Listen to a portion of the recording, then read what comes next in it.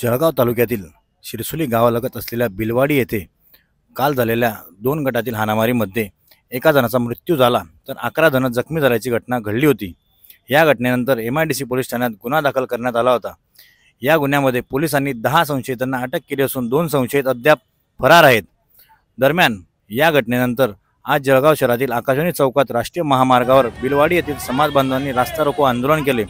जवळपास अर्धा ते पाऊण तास या ठिकाणी महामार्ग अडवून ठेवण्यात आला होता। बिलवाडी येथे तुफान आरामारीत एकाचा मृत्यू झाल्याने घटनेतील आरोपींना अटक करून कठोर कारवाई करण्याच्या मागणीसाठी समाज बांधव आक्रमक झाले होते। रास्ता रोको आंदोलनानंतर कुटुंबियांसह मोठ्या संख्येने समाज बांधवांनी जिल्हाधिकारी कार्यालय तसेच पोलीस अधीक्षक कार्यालयावर मोर्चा काढला। यावेळी जिल्हाधिकाऱ्यांची भेट घेतल्यानंतर सर्व आंदोलक पोलीस अधीक्षक कार्यालयाकडे वळाले। पोलीस अधीक्षक यांची भेट घेऊन त्यांनी या संदर्भातील आरोपींना तत्काळ अटक करावी व गुन्ह्यात कठोर शिक्षा व्हावी यासाठी प्रयत्न करावे यासाठी निवेदन दिलं। पोलीस अधीक्षक यांनी दिलेल्या आश्वासनानंतर तब्बल 22 तासानंतर कुटुंबियांनी मयत एकनाथ गोपाळ यांचा मृतदेह ताब्यात घेतला। या घटनेत 10 जणांविरुद्ध MIDC पोलीस ठाण्यात गुन्हा दाखल होऊन 8 आरोपींना अटक झालेली आहे। उर्वरित 2 आरोपी फरार असून त्यांनाही अटक करण्यासाठी तपास पथके रवाना करण्यात आले असल्याची माहिती पोलीस अधीक्षक महेश्वर रेड्डी यांनी दिली। दरम्यान या आंदोलनामुळे जिल्हाधिकारी कार्यालय, राष्ट्रीय महामार्ग व जिल्हा रुग्णालयामध्ये काही काळ तणावाचे वातावरण निर्माण झाले होते।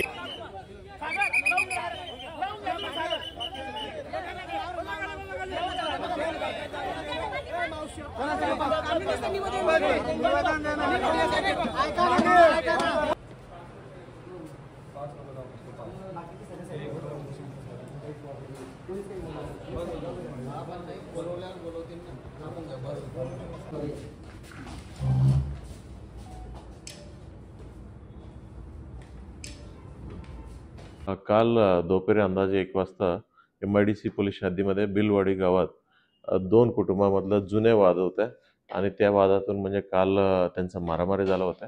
त्या मारामारीमध्ये एक इस्मानचं डेथ झालेलं आहे आणि त्याच्या अनुषंगाने मर्डर विथ रायटिंग या गुन्हा दाखल करण्यात आलेला आहे।